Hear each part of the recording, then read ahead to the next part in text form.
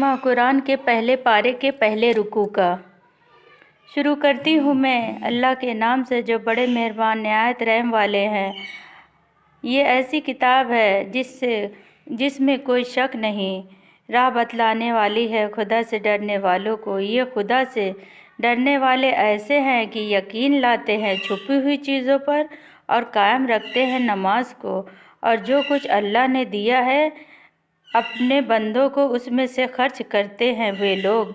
और वो ऐसे लोग हैं यकीन करते हैं कुरान पर जो अल्लाह ने प्यारे रसूल मोहम्मद सल्लल्लाहु अलैहि वसल्लम पर उतारी यानी नाजिल किया, और उन किताबों पर भी ईमान रखते हैं जो आपसे पहले उतारी गई हैं, और आखिरत पर भी यकीन रखते हैं। ये लोग हैं ठीक राह पर जो उनके परवरदिगार की तरफ से मिली है, और ये लोग हैं पूरे कामयाब। बेशक जो लोग काफिर हो चुके हैं बराबर हैं उनके हक में, ख्वाह आप उनको डराएं या ना डराएं वो ईमान न लावेंगे। बंद लगा लेंगे अल्लाह ताला ने उनके दिलों पर और उनके कानों पर और उनके आँखों पर पर्दा है, और उनके लिए सज़ा बड़ी है। और उन लोगों से बाज़ ऐसे लोग हैं जो कहते हैं हम ईमान ले आए अल्लाह पर और आखिरत के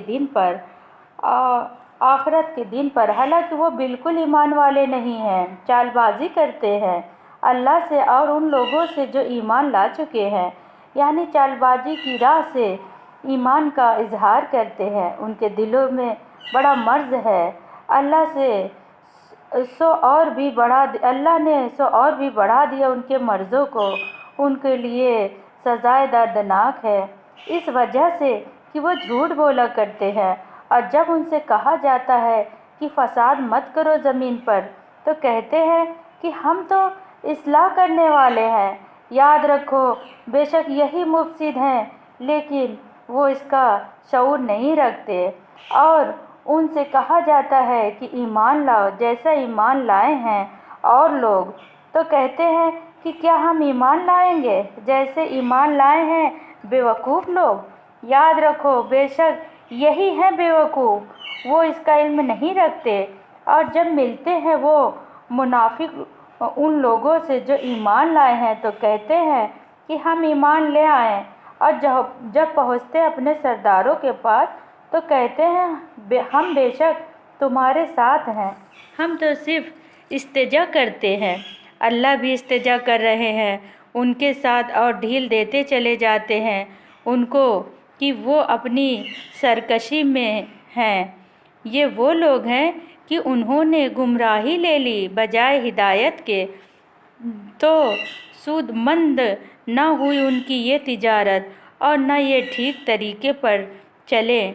इनकी हालत उस आदमी की हालत की तरह है जिसने कहीं आग जलाई हो, फिर जब रोशन कर दिया हो उस आग ने इस आदमी के इर्द गिर्द की सब चीज़ों को ऐसी हालत में सुलभ कर लिया हो, अल्लाह ताला ने उनकी रोशनी को और छोड़ दिया हो, उनको अंधेरों में कुछ देखते भालते ना हो। बहरे हैं, गूंगे हैं, अंधे हैं, सो ये अब रुजू ना होंगे। ये न उन मुनाफिकों की ऐसी मिसाल है जैसे बारिश हो आसमान की तरफ से, उनमें अंधेरा भी हो और वो चल रहे हों।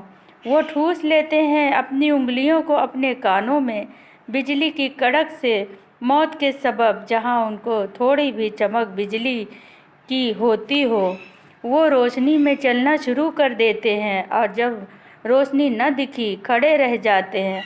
और अगर अल्लाह ताला इरादा करते तो उन लोगों को गोशे चश्म सुलभ कर लेते। बेला सब अल्लाह ताला हर चीज़ पर कादिर है। दोस्तों, कुरान करीम का तर्जुमा पेश करने का मेरा मेन मकसद यही है कि लोग समझें और जानें कि अल्लाह पाक अपने बंदों से क्या कहना चाह रहे हैं कुरान के ज़रिए। इसे आप लोग सुनिए और इस पर अमल करिए।